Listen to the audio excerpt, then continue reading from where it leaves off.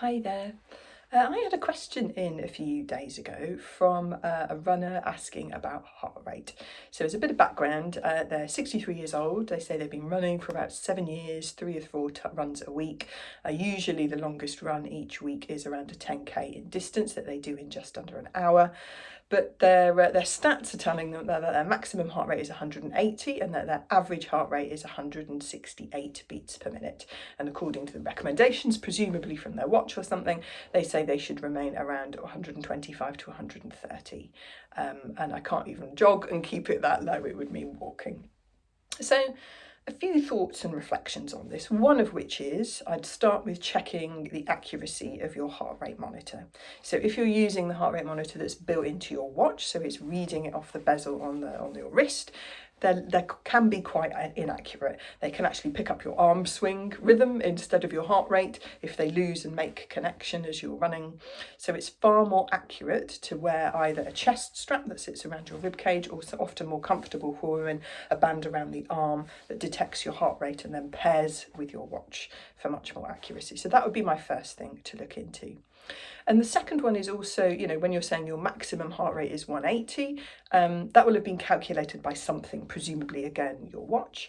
And all of these algorithms and methods of calculating maximum heart rate have a degree of error in them. So the most kind of popular off-the-shelf one is 220 minus your age, which is, interestingly, 63 would put your maximum heart rate far below what you're running at the moment, which kind of goes to prove how a lot of these calculations are at best a bit finger in the air.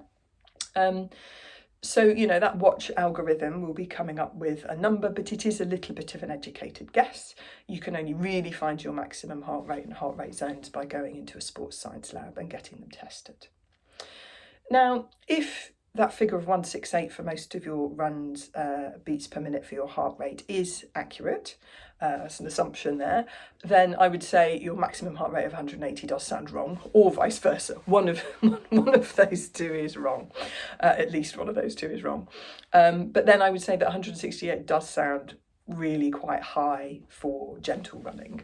So you didn't mention what sort of training you do, whether you do varied styles of sessions in the week or whether you're running all of your runs at a similar sort of pace.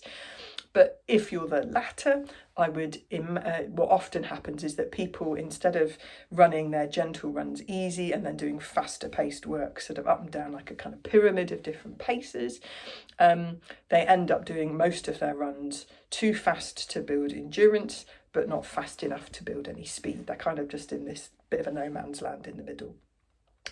If you are doing different paced runs, you're doing tempo or intervals or hill work, that will be why your average heart rate across all of your runs will be a little bit higher, because obviously you'll have some time in high heart rate zones, sometimes in lower.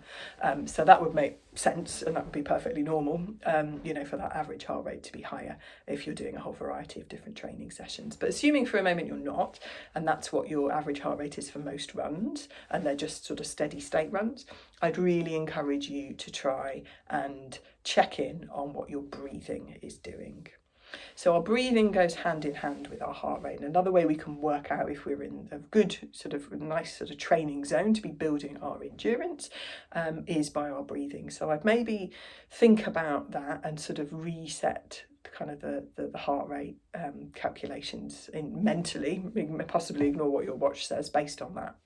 So are you able to go out for your 10k longer run and be able to talk in sentences all the way around, like full sentences on every out breath all the way around? Because if you're not, you're running those 10k longer runs too fast. So it would take a little bit of focus, and it may take walking up the hills, etc., for a few weeks, but I would maybe put aside 6 to 8 weeks to practice running all of your runs really, really nice and slowly. And that will improve your cardiovascular kind of capacity, as it were. So after that 6 to 8 weeks, you'll find that gradually your pace for that nice low, slow heart rate and fully conversational pace will gradually start to improve, because you're building that cardiovascular efficiency really nicely, and it will act as a great springboard for improving your endurance as well.